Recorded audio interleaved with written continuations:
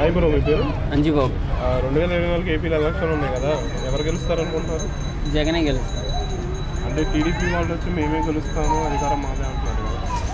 Party ఉన్నప్పుడు మేము గెలవాలని అనుకోవాలి కదా, మేము గెలుస్తాం, మేము గెలవాలని అనుకుంటారు ఎవరైనా. కానీ అసలు గెలిచేది ఎవరో ప్రజలు నిర్ణయిస్తారు.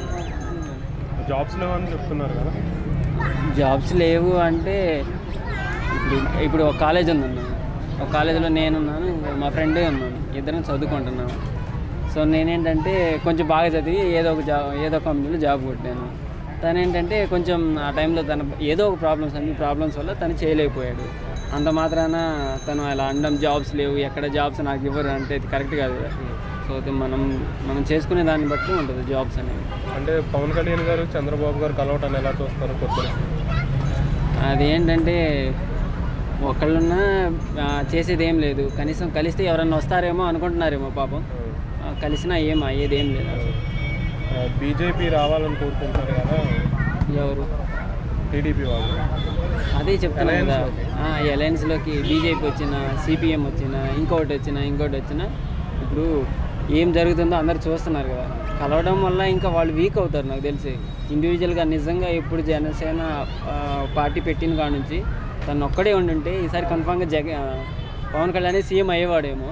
ఇటు కలిసి అటు పోయి వాళ్ళకి అక్కడికి వెళ్ళి ఏం మాట్లాడదో తెలియదు, మళ్ళీ ఇక్కడికి వచ్చి ఏం చెప్తాడో తెలియదు. అలా చేయడం వల్ల ఇలా ఉన్నాడని అనుకుంటున్నాను నేను. రాజధాని అనేది ఓకే, అన్నీ ఒకేసారి అవ్వాలని ఏం లేదు, బట్ అవ్వాలి, కన్ఫామ్గా రాజధాని కావాలి. అందరికీ రాజధాని అనేది మ్యాండేటరీ కాబట్టి అవ్వాలి. అది కూడా కొంచెం ప్రభుత్వం దృష్టిలో పెట్టుకొని కొంచెం ఫాస్ట్గా చేస్తే మంచిదని. ఎమ్మెల్యేలు మార్చడాన్ని ఎలా చూడాలంటారు? అది కరెక్ట్ పాయింట్ అన్న. ఎందుకు మార్చాలి అనేది, ఇప్పుడు ఎమ్మెల్యేలు మారుస్తున్నారంటే నువ్వు నాకు వద్దు, నువ్వు నాకు నచ్చలేదు అనేది తీయట్లేదు. సో అక్కడ ఏదో ఒక పొలిటికల్ సర్వేనో ఇంకోటో వెళ్ళి జనాల్లోకి వెళ్ళి ఇక్కడ మీ ఎమ్మెల్యే నేను చేస్తున్నాను, నా వంతుకి ఇది చేస్తున్నాను, అవన్నీ మీకు అందుతున్నాయా లేదా, లేకపోతే మీ ఎమ్మెల్యే ద్వారా ఏమైనా ఇబ్బంది ఉందా అని అడుగుతారు కదా. అడిగినప్పుడే సరే మా ఎమ్మెల్యే మమ్మల్ని పట్టించుకోవట్లేదు, మాకు ఇలా కరెక్ట్గా లేదు అని జనాల్లో అభిప్రాయం తీసుకొని వాళ్ళు చేస్తారు కదా. అలా తీసేయడం కరెక్టే కదా. షర్మిలా గారి కామెంట్స్ ఏ విధంగా చూడాలి? షర్మిలా గారి కామెంట్స్ అంటే ఆమె రాజకీయ భవిష్యత్తు కోసం చూసుకుంటుంది అనుకుంటాను నేనైతే, అంతే.